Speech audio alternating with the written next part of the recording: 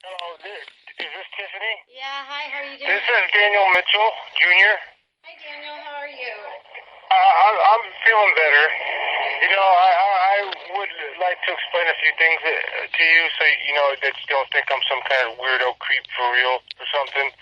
Because, but the coordination in my hand is not really good right now, so it's kind of hard to type out as much as I would like, so I can tell you verbally. But I looked through some of that stuff you sent me on Facebook, and I see them guys are still posting some of them old videos and so there and stuff, and you know.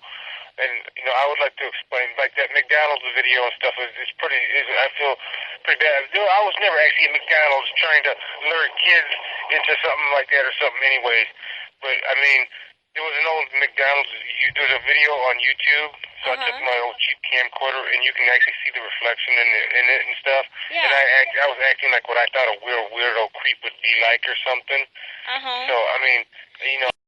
Can I tell you something? Can I tell you something? I want you to know that, you know, I thought we were being sarcastic and funny and stuff, but you know, I still regret some of that stuff because it's ridiculous either way. Because it's dark and morbid and evil anyway. So I don't want to be associated with it anymore. Okay? I understand that, and that's probably the best path for you. You know, I mean, I'm just telling you, the last month has made me really reflect on life and stuff. And you know, a couple of times thought I was gonna have to give my niece and nephew.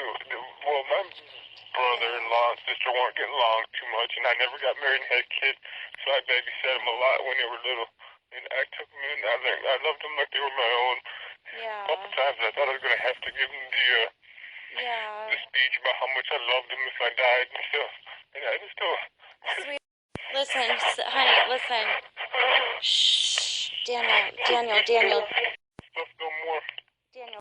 You know that I did write that book, and I fed it to them guys so they could show them autographs and them guys with it and stuff. Which one, sweetheart? Because there's so many of them. The 222 one or the Even the stuff about you kids on Facebook, I wrote that and sent it to Mike from the Wonderland Mike guy. Okay. And then the 222 thing, I wrote that and I fed that to them guys, and I don't know how they come up with it. And I just put it and fed it to them so they could use it. And I understand. Listen. And they took it and started running with it, you know. Sweetheart, listen. I don't ever want to be associated with that kind of stuff again ever in my life. Okay. For me to do that stuff. But we make mistakes. I should have not compromised what I know was right. It's okay. And trying to live a good life and be happy. When I called you, you didn't start cussing me out good because I know you're a spunky girl. And I kind of, you know, I'm glad you're kind about it. You know. Very good. Listen, I did write that book, and I fed it to them guys so they could show them autographs and them guys with it and stuff. Which one, sweetheart? Because there's so many of them. The 222 one or the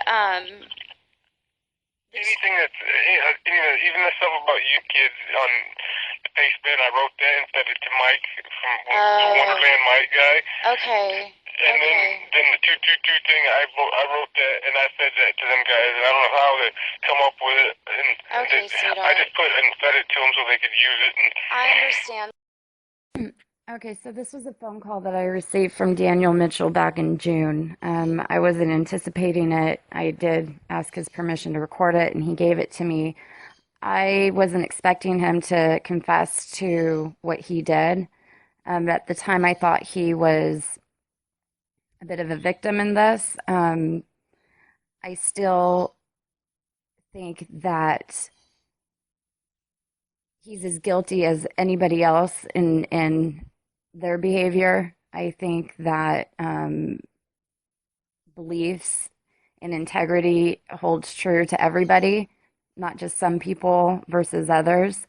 I edited my voice out of this because I forgave him and I was being overly compassionate at the time because I thought at the time he was genuinely sorry and he was going to change and he was going to stop doing these types of activities, this type of trolling.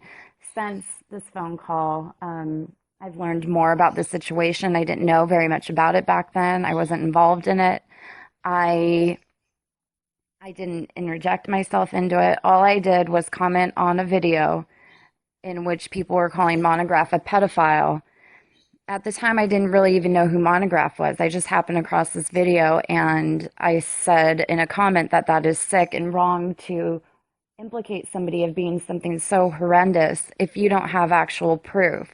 I saw the satire in the video, and I just voiced my opinion on it.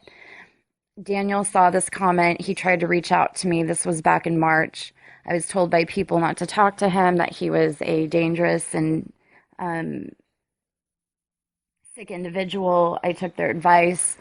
After I left that comment, Daniel then, I guess you could say, started to troll me in a little bit and saw an opportunity to play games with me in another post in a different thread back in May, in which somebody was apologizing to Monograph for uh, running with the story about him being a pedophile and all this stupid 222 bullshit. Now, back when this thread came out, I still didn't know very much about the situation or what had gone on.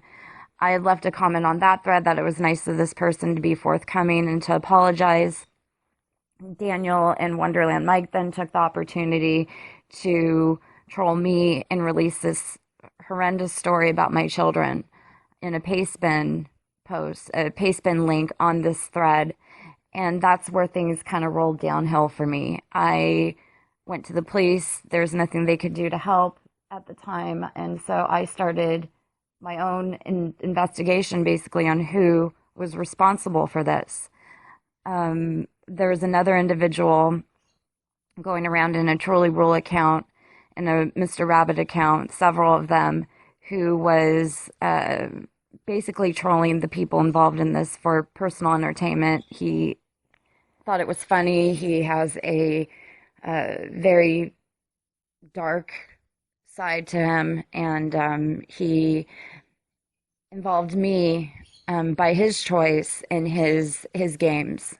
I assumed he was the author of the story about my kids. I trolled him back and played along for a few weeks until I got this phone call from Daniel, which solidified who actually wrote the story about my children and put that to rest for me. I then ceased most of my contact with that particular Trolley Rulle account person, Mr. Rabbit person, who now goes by the screen name Jerome Lamb. We didn't have very much contact with one another. I had a lot of people turn on me and start pointing fingers and blaming me for things that were already confessed to. To this day, I still don't understand why they did it or why they are doing it. I suppose it's just what they do. It's their hobby in life. This is how they gain their social status, their recognition, attention. I'm being accused of things that are so horrendous and so far from my character and my personality and my beliefs. And I don't understand why. Because in all of this, I have been a unintentional participant. I never wanted to be involved in this. I never even knew what this all really was. I just figured it all out and pieced it all together a month ago. Everybody involved in this is wrong. Everybody involved in this from the conception has fault and should feel ashamed. Everybody. Nobody is an exception to that statement from my personal beliefs. You are all wrong. You are all wrong for implying Monograph was a pedophile. You're all wrong for running with this obviously satire-drenched story from Daniel Mitchell and using it for your own devices. You're all wrong for implicating people who weren't involved and you know it. You're wrong for blaming people who weren't involved and you all know it. You're wrong for using this as a platform to propel your own social status and everything else. Everybody in this situation is wrong. But what I can't stomach and what I am not going to put up with for one more minute is being blamed for things that this man and that for things that other people have done that I have nothing to do with. And this is obvious. This is known. This isn't some shock to these people. This recording isn't going to be some big surprise. You all need to stop. It's disgusting. It's pathetic. You look like fools. And quite frankly, everybody can threaten me and say I did this and say I did that and do all they want. Fact of the matter is, I have proof and I have facts that I didn't. And you all can ignore them all you want. That doesn't change reality.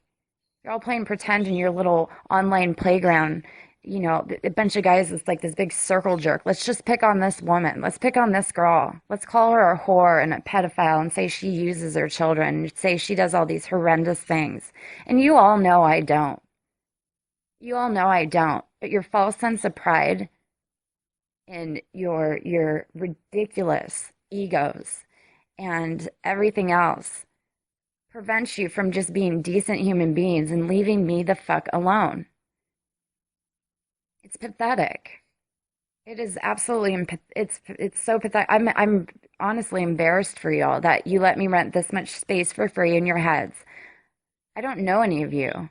We've never interacted before this. Get a life, find something better to do, find something productive to do. You're just a bunch of chumps. Knock it off.